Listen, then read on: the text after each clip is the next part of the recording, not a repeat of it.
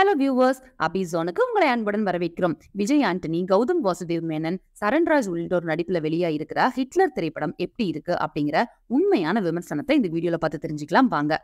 First ஹிட்லரோட one line story என்னன்னு பார்க்கலாம். தமிழ் திராவிட சமுதாய கட்சியோட அமைச்சரா வர்ற சரண்ராஜ் ஊழல் வழக்குல சிக்கி தேர்தல்ல தோக்குற நிலை உருவாகுது.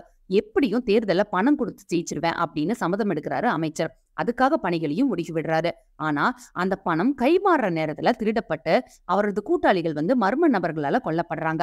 அதை விசாரிக்கிற அதிகாரப்பூர்வமற்ற விசாரணை அதிகாரியா உள்ள நுழையிறாரு கௌதம் வாசுதேவ் மேனன். இதுக்கு நடுவுல ஊர்ல இருந்து சென்னைக்கு வேலை தேடி வர்ற விஜய் ஆண்டனி இந்த சம்பவத்துக்குள்ள எப்படி சேர்றாரு? கொலைகளும் திருட்டுகளும் தடுக்கப்பட்டதா? கொலைக்கான காரணம் என்ன அப்படிங்கறதே ஹிட்லர் படத்தோட கதை. படத்தோட தலைப்புக்கும் கதைக்கும் என்னப்பா சம்பந்தம் அப்படிங்கிற கேள்வி மாதிரியே தனக்கும் காதல் காட்சிகளுக்கும் என்ன சம்பந்தம் அப்படின்னு கஷ்டப்பட்டு இருக்காரு விஜய் ஆண்டனி. குறிப்பா மௌனராகம் கார்த்தியா வலம் வர நினைக்கிற அவரோட மேனரிசம் சோதனை முயற்சி தான். டெம்ப்ளேட் தமிழ் சினிமா நாயகியா வர ரியா சுமனுக்கும் அவருக்கும் கெமிஸ்ட்ரி சுத்தமா வேலை செய்யல.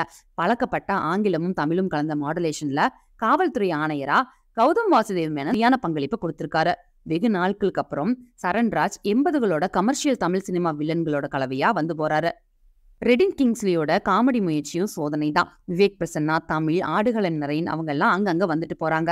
முதல் காட்சியிலேயே படத்தோட முடிவை யூகிக்கக்கூடிய அளவுக்கு அடிச்சு துவைச்சு காய போட்ட பழைய பாணி கதைக்கு புதிய சாயம் பூச முயற்சி பண்ணியிருக்காரு இயக்குனர் தனா. அதுல ஒரு பாட்டு, ஒரு நகைச்சுவை, ஒரு ரொமான்ஸ், ஒரு சண்டை அப்படின்னு மசாலாக்களால நிரம்பின திரைக்கதை எந்த சுவையும் இல்லாம நகருது.